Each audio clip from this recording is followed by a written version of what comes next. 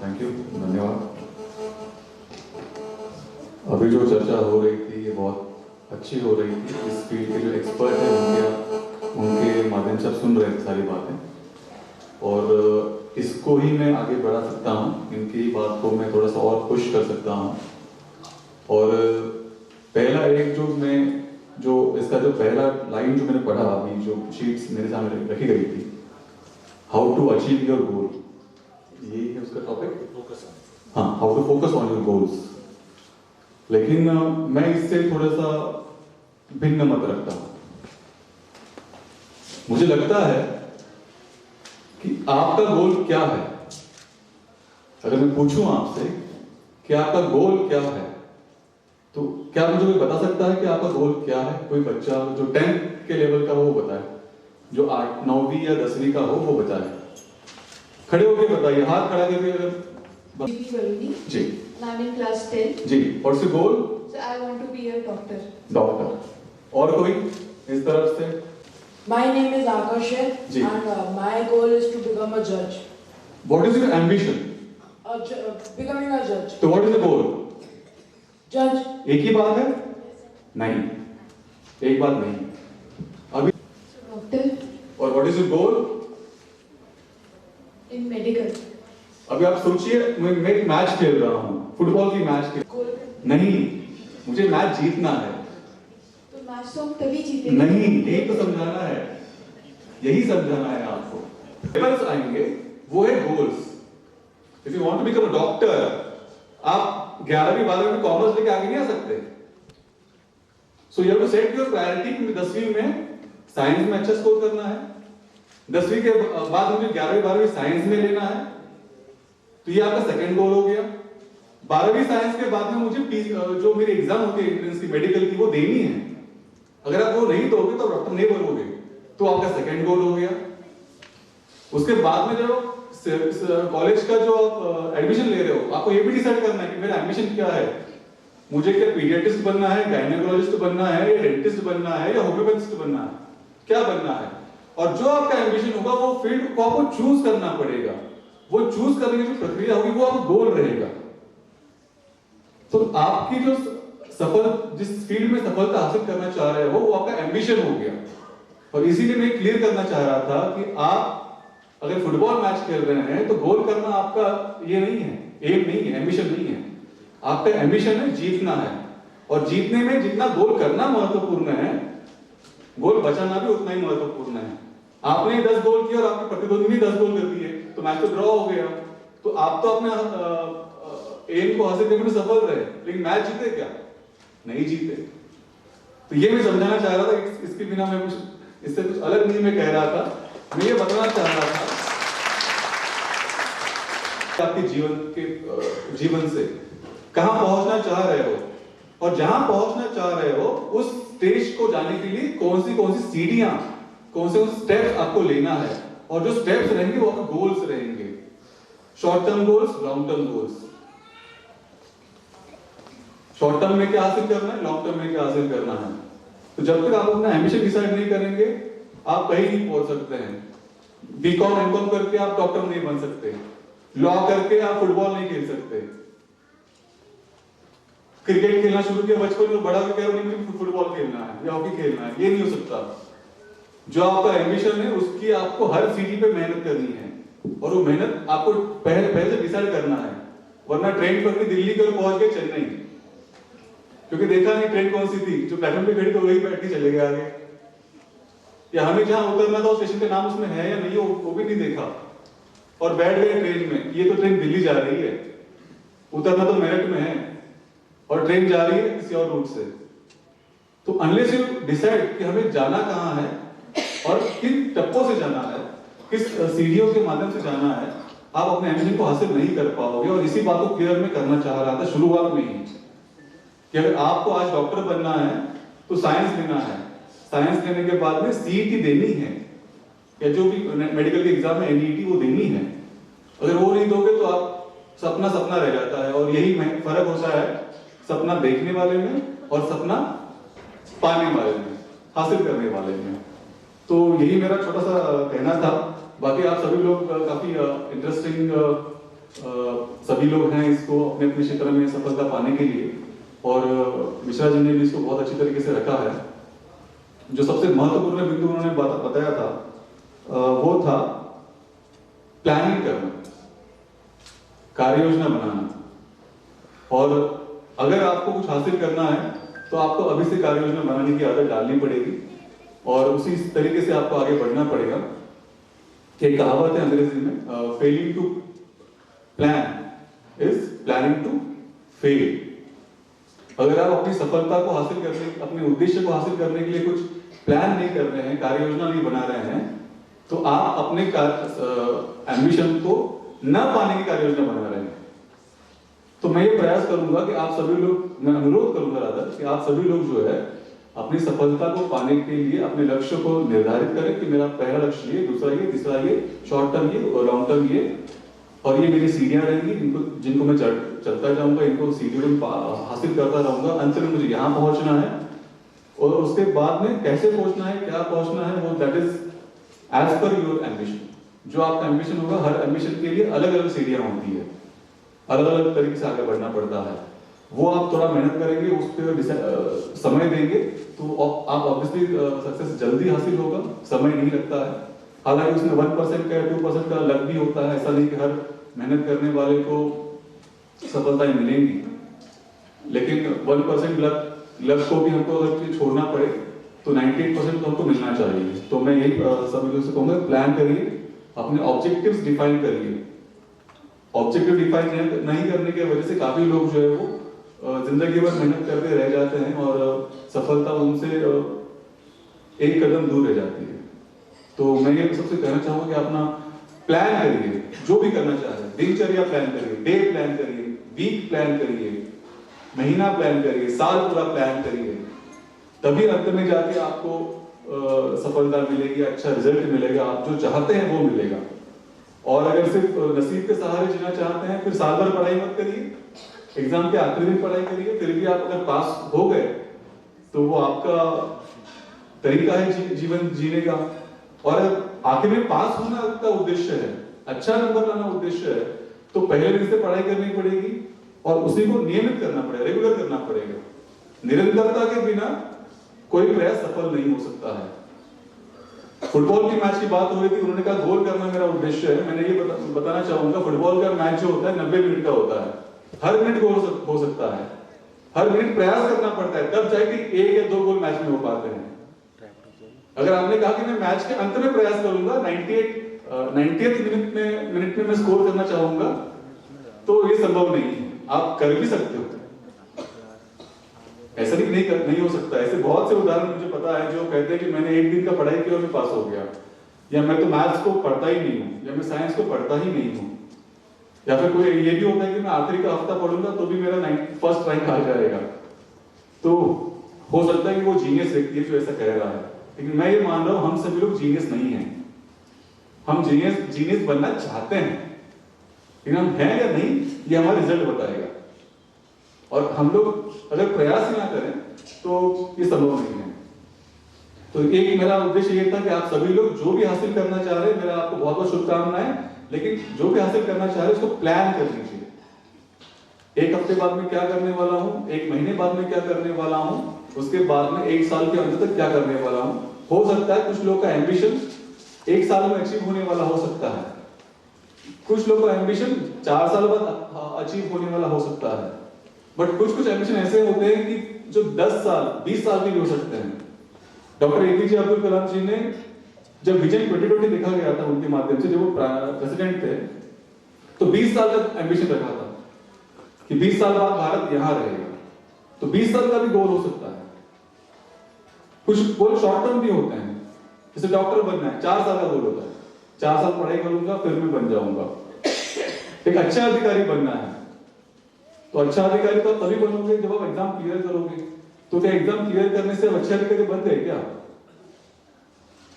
अच्छा अधिकारी बनना तो उस एग्जाम क्लियर करने के बाद से शुरू होता है, उससे पहले तो अधिकारी थे ही नहीं।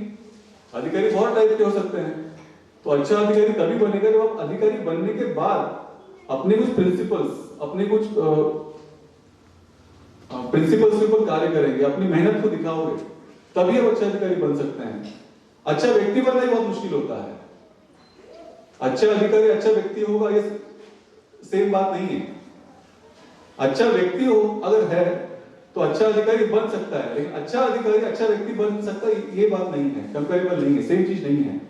तो मैं सभी से कहूंगा कि अपने अपने गोल्स को डिफाइन करिए, अपने अपने एम्बिशन को तय करिए, उसके बाद जो करना चाह रहे हैं उसको प्लान करिए, नियोजनबद्ध तरीके से जीवन को जीना है, सफलता को हासिल करना है, प्लान करिए। जो प्लान कर रहे हैं उसको निरंतरता से अपनाइए। निरंतरता के बिना कोई सफलता नहीं आएगी। एक दिन अच्छा खाना खाएंगे तो तंदुरुस्त नहीं बनेंगे, रोज अच्छा खाना खाना पड़ेगा। तो ये दूसरी बात थी। एक बहुत इंपॉर्टेंट बात जो अभी आप बता रहे थे उसमें मैं थोड़ा सा एडिशन करना चाहूंगा। सिलेक्शन ऑफ सब्जेक्ट, ये यूपीएससी के बारे में बात कर रहे थे? नहीं सर, ये नॉर्मली आफ्टर 10। आफ्टर 10 प्लीज आप यूपीएससी बताइए सर। तो यूपीएससी के बारे में बताना थोड़ा सा एक जो मुद्दा आया था बीच में, बताना चाहूंगा कि सिलेक्शन ऑफ सब्जेक्ट, सिलेक्शन जो सब्जेक्ट सिलेक्शन होता है कि मैं किस फील्ड में तैयारी करूंगा तो मुझे ज्यादा अच्छे नंबर मिलेंगे, जल्दी सफलता प्राप्त होगी, ऐसा जब हम सोचते हैं तो मेरा ये मानना है कि उस सब्जेक्ट को चूज करिए जिसकी आपको जानकारी है। दो पैरामीटर्स होना चाहिए सब्जेक्ट को चुनने का। एक तो उस फील्ड की आपको जानकारी है, और दूसरा उस फील्ड की जानकारी हासिल करने की जिज्ञासा है। अगर जिज्ञासा भी नहीं है तो जानकारी होने फायदा नहीं है। तो विषय वो चुनिए जिसकी जिज्ञासा है और दूसरी जिसकी जानकारी है। अगर मैंने बचपन से इतिहास मुझे पसंद है, मेरी जिज्ञासा इतिहास में है, और इतिहास की मुझे जानकारी नहीं है, तो वो सब्जेक्ट मैं नहीं लूंगा यूपीएससी के मामले में या सिविल सर्विसेज के मामले में।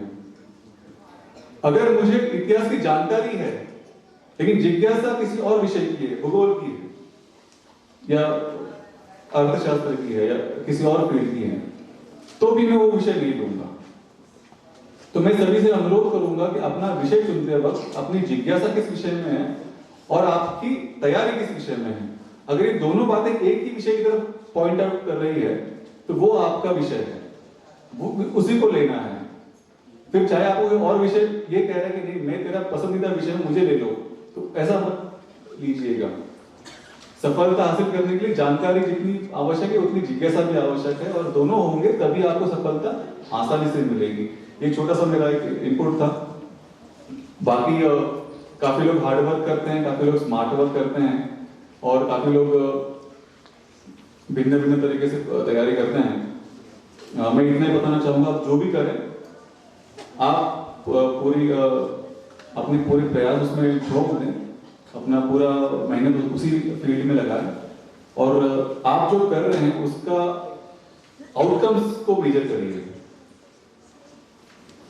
जब तक आप आउटकम मेजर नहीं करेंगे, जब तक आप अपने प्रयासों का कितना आपको सफलता मिल रही है वो अगर आप नहीं देखोगे, तो हो सकता है कि आप गलत चीज करते जा रहे हो, और एक साल बाद आपको ये बात समझ में आई या जानकारी हुई कि मैं गलत रास्ते पे चल रहा था, मैं गलत सीढ़ियां पार कर रहा था।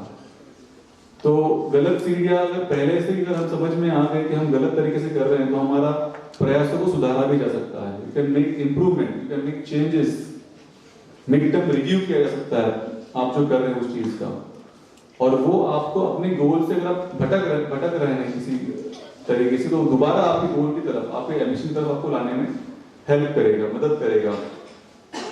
तो इसके लिए आपको पहले असेसमेंट करना है, ये असेस करना है कि क्या आप जिस गोल के रास्ते में जा रहे हैं, जो किताब पढ़ रहे हैं, जो तरीका अपना रहे हैं, क्या उसका कुछ रिजल्ट आ रहा है। अगर रिजल्ट नहीं आ रहा है तो there is a time to think and shift what you are doing. दूसरी बात, जो आप कर रहे हैं कि आप मेहनत ज्यादा कर रहे हैं और रिजल्ट कम आ रहा है, इसका मतलब है आपको कहीं ना कहीं सही तरीके से मेहनत करना है। सही तरीके से मेहनत करने का मतलब क्या होता है कि समय कम लगना चाहिए, पढ़ना ज्यादा होना चाहिए और याद सबसे ज्यादा रहना चाहिए।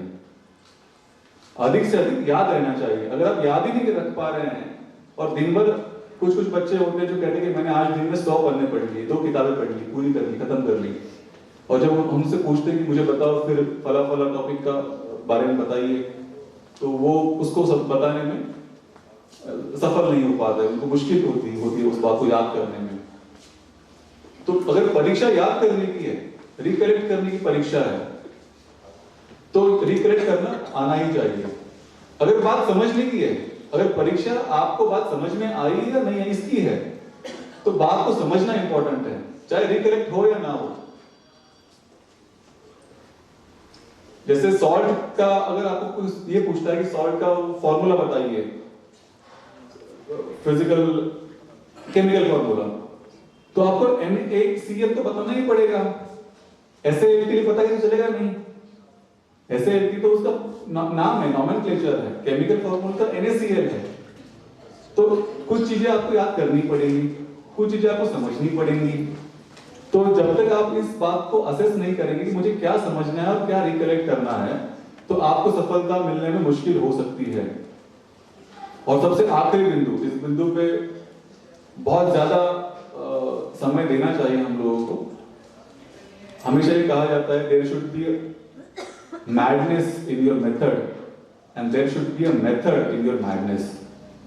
आप जो भी फील्ड में सफलता पाना चाह रहे हैं, जिस भी क्षेत्र में जाना चाह रहे हैं, उसके पीछे पागल होकर पढ़ना पड़ता है, पागल होकर मेहनत करनी पड़ती है। लेकिन पागलपन में भी एक मेथड होना चाहिए, एक साइंटिफिक उसका लॉजिक होना चाहिए, एक रीजन होना चाहिए कि मैं ये चीज कर रहा हूं, ऐसे कर रहा हूं, इतने पागलपन से कर रहा हूं क्योंकि इसका कारण ये है।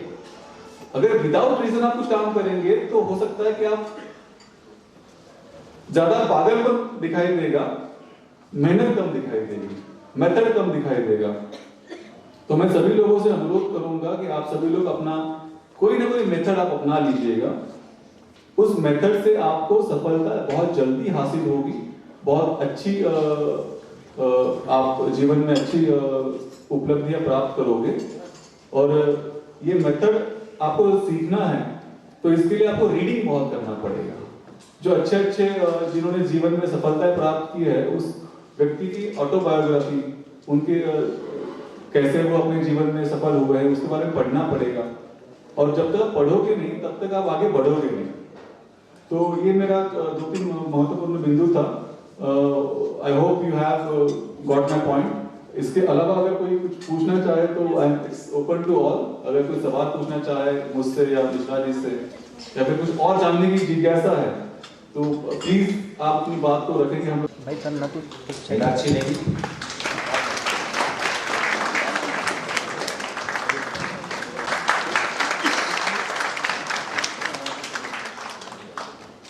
अक्षिता त्यागी,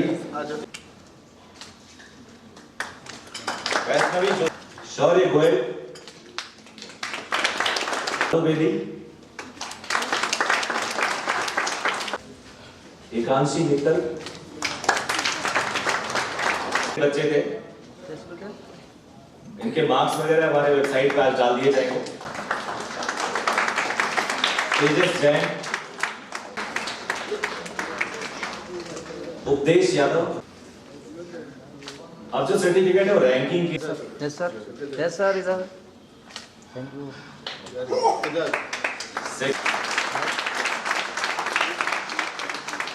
फर्स्ट रैंक ये राघव अग्रवाल ने जूनियर कैटेगरी में टॉप किया और इनके बड़े भाई ने सीनियर कैटेगरी में टॉप किया। क्लास 8।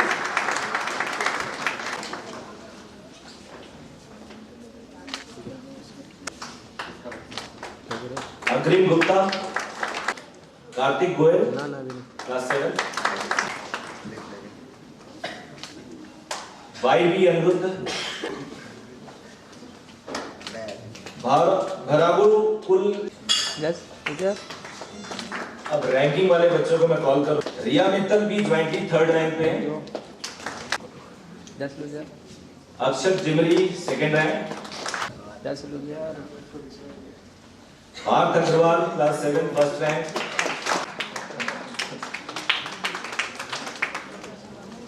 अब इन Deepak Mishra, miss Sakshi Sharma, yes sir, thank you.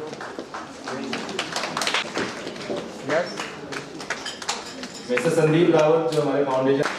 Yes sir.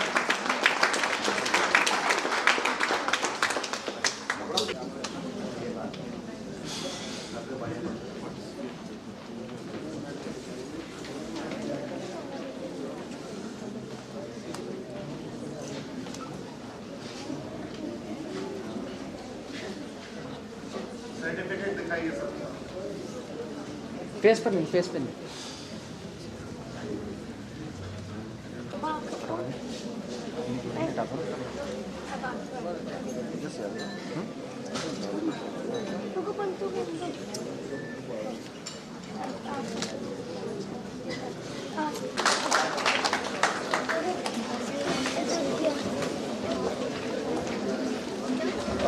Neeraj Neeraj Neeraj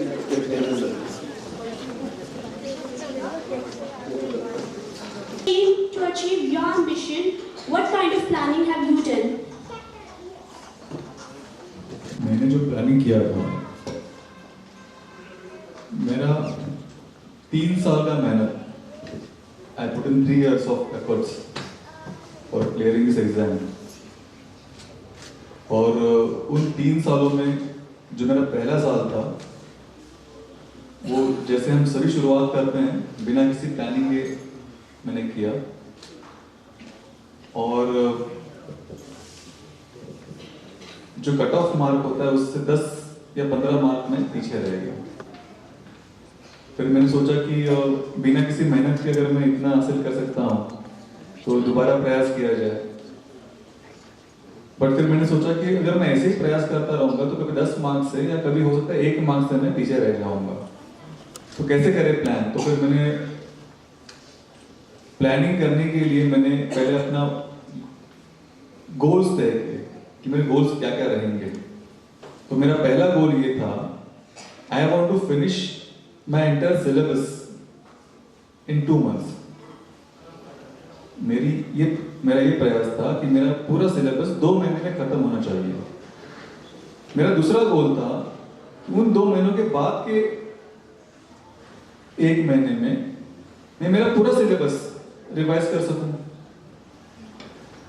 उसके बाद का तीसरा गोल था कि परीक्षा एग्जाम जिस तरीके से होने वाली है मैं उस तरीके से ही प्रैक्टिस करूं। ये मेरे 3 गोल्स थे। मेरा एम्बिशन तो था सर्विस में आना। मेरा गोल फर्स्ट था कि मैं अपना सिलेबस 2 महीने में कंप्लीट कर सकूं।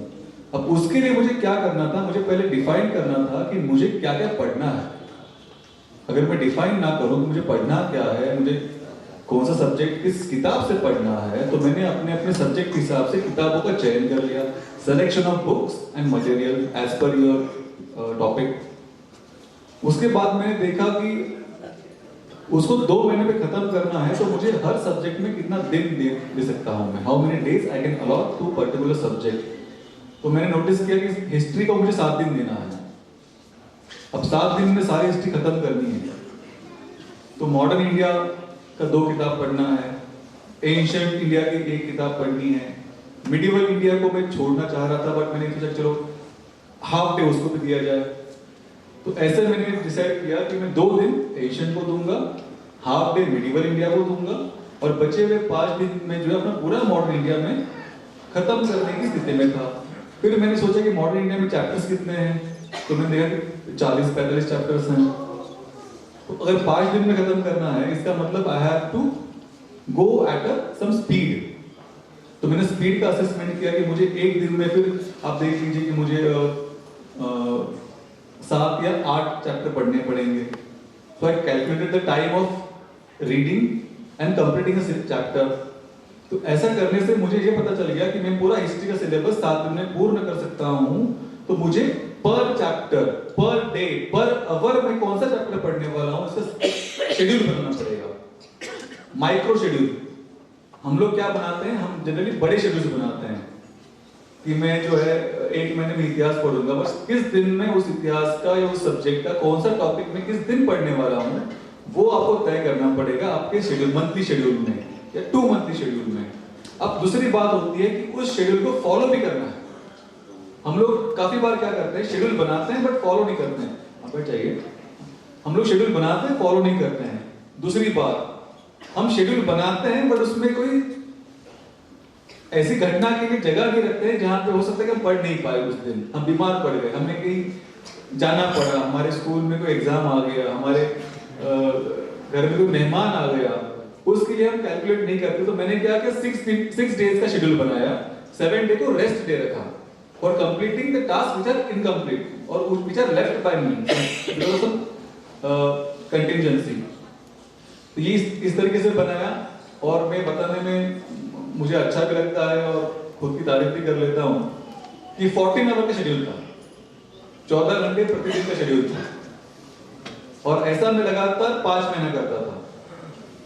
निरंतरता की जो मैं बात कही इसीलिए कही क्योंकि हम लोग निरंतरता से 14 घंटे का प्रतिदिन अगर मैं दे पाता तभी मुझे पता था कि मैं 2 महीने में सिलेबस खत्म कर पाता।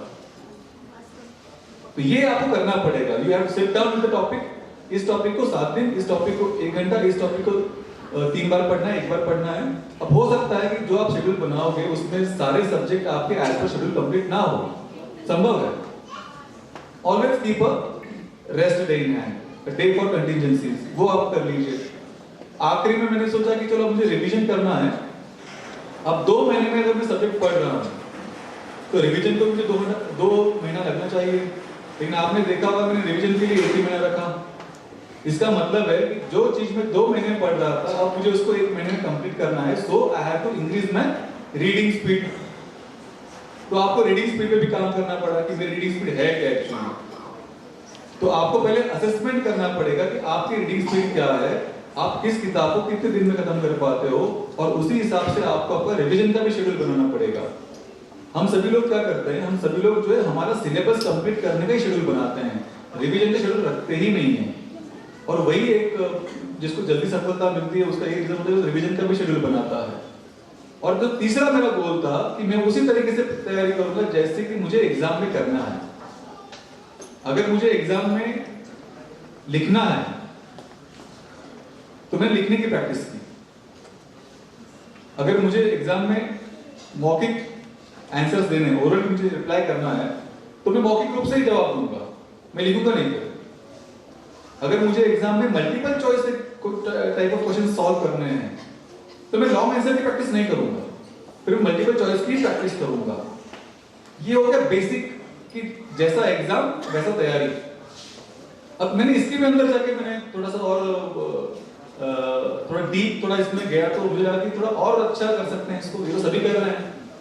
तो आई वेंट इनटू डीप, इसमें भी और अंदर गया। फिर मैंने सोचा कि जनरल साइंस का पेपर जिस समय में होता है 9 से 12 के बीच में होता है संडेज को, तो मैं जनरल साइंस का पढ़ाई और प्रैक्टिस पेपर जो होगा मेरा 9 से 12 ही होगा, ताकि 9 से 12 के बीच में मुझे अगर कुछ याद आना है वो जनरल साइंस ही आएगा और कुछ नहीं आएगा। फिर मैंने देखा कि जो दूसरा पेपर होता है सीसेट का या फिर ऑप्शनल सब्जेक्ट का, वो 2 से 4 के बीच में होता है। तो मैंने तय कर लिया कि मैं ऑप्शनल का तैयारी जब पेपर लिखने बैठूंगा तो मैं 2 से 5 के लिखने ही बैठूंगा। इसका रीजन ये था कि एक जब आपका पेपर पहला पेपर खत्म होता है फिर आप खाना खाते हो तो खाना खाने के बाद आपको नींद भी आती है, आपका आउटपुट डाउन हो जाता है। So I wanted to train my body कि मेरा आउटपुट डाउन ना हो और मुझे 2 से 5 के बीच में जो भी याद आना है उसी पेपर के संबंध में याद आना चाहिए, जीएस का फिर नहीं याद आना चाहिए। वो मैंने तैयारी किया। दूसरा मैंने एक प्रयास किया कि जैसे एग्जाम जिस माहौल में होती है उसका भी प्रैक्टिस किया। अगर मैं ये सोच रहा हूं, अगर मैं घर पे बैठ के पढ़ाई कर रहा हूं, प्रैक्टिस सॉल्व कर रहा हूं, तो घर में एसी होता है, आपकी माँ होती है, आपके भाई होते हैं, आपका टीवी होता है, आपका मोबाइल होता है, और एग्जाम के दिन वहां भी से कोई नहीं होता है। एग्जाम के दिन में वहाँ एसी नहीं होता, एग्जाम हॉल में एसी नहीं होता, जो फैन होता है वो आवाज करता है। आपके एग्जाम हॉल के बाहर कोई ट्रेन जा रही होती है, कोई ट्रेन बस आ रही होती है, ट्रैफिक के हॉर्न बज रहे होते हैं। तो मैंने प्रैक्टिस पेपर भी वही सॉल्व किया जहां पर वो सारी चीजें मुझे मिल रही थी जो मुझे एग्जाम हॉल में मिलने वाली है। शोर शराबा, फैन जो आवाज करता है या फैन जो चलता नहीं है। अगर एग्जाम सर्दियों में होने वाली, सर्दियों का माहौल क्रिएट करना पड़ेगा, गर्मी में होने वाली गर्मी का माहौल क्रिएट करना पड़ेगा। और एग्जाम में अकेले भी बैठूंगा, एग्जाम में और 100 लोग के साथ बैठूंगा। तो मैंने अपना ग्रुप तैयार किया, मैंने कहा हम साथ में बैठेंगे, हम साथ में सॉल्व करेंगे, और अंत में जब पेपर पूरा हो जाएगा हम आउटपुट मेजर करेंगे कि हमें कितने मार्क्स मिल रहे हैं, कितना हमको सफलता मिल रही है, क्या कुछ कमी तो नहीं रहेगी, कौन सा टॉपिक ज्यादा मार्क्स दे रहा है, कौन सा टॉपिक कम मार्क्स दे रहा है। जब आप ये सारी चीजें करना शुरू कर देंगे, ऑटोमेटिकली आपका एक सिस्टमैटिक तैयारी का मेथड शुरू हो जाएगा। और इसी को मैंने मेथड वाला शब्द इस्तेमाल किया, ये मेथड है। मैंने मेथड पे मेहनत किया। सब्जेक्ट मैंने कम पढ़ा होगा, बट जो भी पढ़ा मेथड से पढ़ा। मेरी मेथड थी कि मैं उसी सिस्टम में बैठूंगा। और फिर जब मैंने सब कर लिया तो मुझे ये मालूम हुआ कि ये जो मैं बता रहा था कि मेथड होना चाहिए, मेथड होना चाहिए, तो एक बहुत अच्छे साइंटिस्ट जिन्होंने साइंस पढ़ा होगा 10वीं तक या 12वीं तक, उनको पता होगा, एक नाम है इयान पावलोव। उन्होंने एक एक्सपेरिमेंट किया था कि एक बिल्ली को उन्होंने ट्रेन किया और उसमें एक घंटी रखी थी। तो जब घंटी बजती थी इसका मतलब होता है कि लंच टाइम हो गया है, दूध रखा है, तो बिल्ली आती थी। फिर उन्होंने एक दिन क्या किया कि लंच टाइम पे बेल नहीं बजाई, 1 घंटा पहले बेल बजा दी, फिर भी बिल्ली आ गई। क्योंकि बिल्ली जो है वो ट्रेंड हो गई थी, घंटी की आवाज सुनूंगी और खाना मिलेगा या दूध मिलेगा। तो हमको भी ट्रेन करना पड़ेगा खुद को कि जैसे ही वो समय आता है, जिस दिन मुझे आउटपुट देना है एग्जाम के दिन वाला, उस दिन मेरा आउटपुट, घंटी बजी और आउटपुट शुरू, घंटी बची आउटपुट बंद। दिमाग क्या सोच रहा है और हाथ क्या लिख रहा है, इसका भी तालमेल का तैयारी प्रैक्टिस करना पड़ेगा। वरना हम सोचते कुछ स्पीड से हैं, लिखते कोई और स्पीड से हैं, और इसमें समय का थोड़ा सा अभाव हो जाता है, तो हम लोग काफी बार पेपर कंप्लीट नहीं कर पाते हैं। तो ये प्रैक्टिस से ही आएगा। तो do maximum practice, do maximum revision, read less if you want, if you don't have time read less. तो यही एक मेरा मेथड रहा एग्जाम की तैयारी में। हो सकता है कि आप इसको अपना सकते हैं, क्योंकि ये साइंटिफिकली प्रूवन है, इसमें कोई मेरा या तुम्हारा वाला कॉन्सेप्ट नहीं है, साइंटिफिकली प्रूवन मेथड। और स्कूलों में भी हम लोग जो पढ़ते हैं उसी मेथड से ही पढ़ते हैं। So just you just to follow same technique method. यही मेरा कहना आपसे रहेगा। I hope I have answered this query. Informative session sir मेरी बेटी 10th ग्रेड में है और her ambition is to become IAS, and at the same time her goal is to go for this NEET exam. तो how should I channelize her potential और energy sir? Is it wise decision to have the goal as this PMT and then go for IAS or any UPSC exam, sir? This is the confusion among most of the children, sir. Not only my daughter, most of the children they go for IIT or PMT and then they go for IAS or IPS. आपका सवाल ये है कि चाहते हैं कि वो medical के लिए भी जाए। मैं नहीं चाहता, वो कह रही थी मैं मेडिकल लेती हूँ पहले फिर IAS जाऊंगी। तो उसमें हर्ज क्या है? तो कोई प्रॉब्लम नहीं है। कोई प्रॉब्लम नहीं है, मैं भी डॉक्टर हूँ।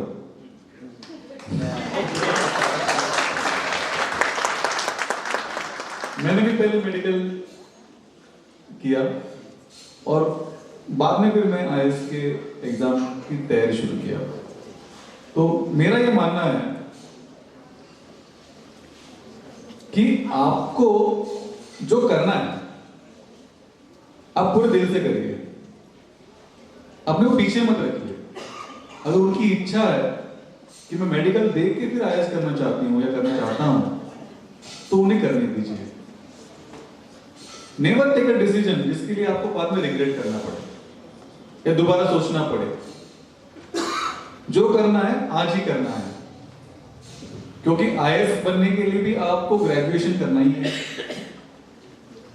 3 साल आपको या तो साइंस के सब्जेक्ट पढ़ने हैं, आर्ट्स के सब्जेक्ट पढ़ने हैं, कॉमर्स पढ़ना है या इंजीनियरिंग करनी है। अगर इंजीनियरिंग करोगे तो 4 साल लग जाएगा, मेडिकल करेंगे तो 4.5 साल लग जाएगा विद इंटर्नशिप।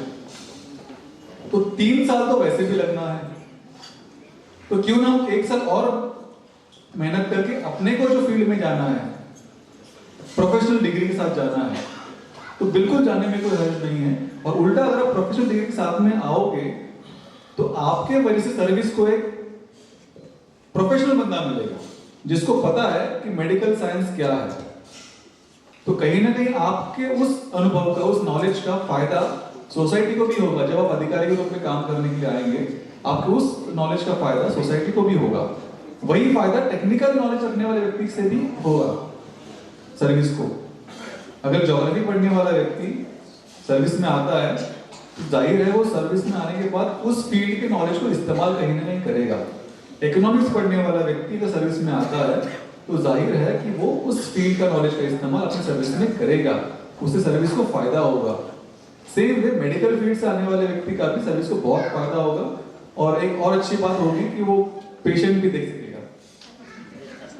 मैं बताना चाहूंगा, आप प्लीज बैठिए सर, बताना चाहूंगा हमारे सर्विस में उत्तराखंड राज्य में 2 ऐसे प्रोफेशनल ऑफिसर्स हैं जो अपने काम के बाद पेशेंट देखते हैं। रादर 3 हैं ऐसे। डॉक्टर सदानंद दाते जो एसएसपी उधम सिंह नगर है, ये अपने दिन भर के काम के बाद में पुलिस लाइन में पेशेंट देखते हैं, चेक करते हैं, मेडिकल चेकअप्स करते हैं। डॉक्टर अहमद इकबाल चंपावत के जिलाधिकारी हैं, वो भी समय अपने कार्यालय के समय के बाद में पेशेंट्स चेक करते हैं। पब्लिक को उनके मेडिकल नॉलेज का फायदा होता है। एक और बात बताना चाहूंगा, देहरादून के जिलाधिकारी जो पूर्व में रहे हैं डॉक्टर राकेश कुमार, वो आई सर्जन थे। और मैंने ये सुना है, मैं देखा नहीं है, लेकिन मैंने सुना था कि वो अपने ऑफिस के कामकाज के बाद में ओपीडी जरूर करते थे, आई सर्जरीज भी करते थे यहाँ देहरादून में। तो आपके मेडिकल नॉलेज का फायदा बिल्कुल सर्विस को मिलेगा, सोसाइटी को मिलेगा। आपको जो भी लगता है कि मुझे करना आवश्यक है, आप बिल्कुल करिए, उसमें कोई रोक नहीं है, कोई रोक नहीं है। आपके पढ़ाई से आपके एम्बिशन को पाने में कमी नहीं आएगी। आपकी जो भी पढ़ाई है वो आपको एम्बिशन को पाने में मददगार रहेगी। सो आई वुड सजेस्ट कि जो भी कर रहे हैं पूरे दिल से करिए, मेहनत पूरी करनी है, चाहे जो भी क्षेत्र है, आपको सफलता जरूर मिलेगी।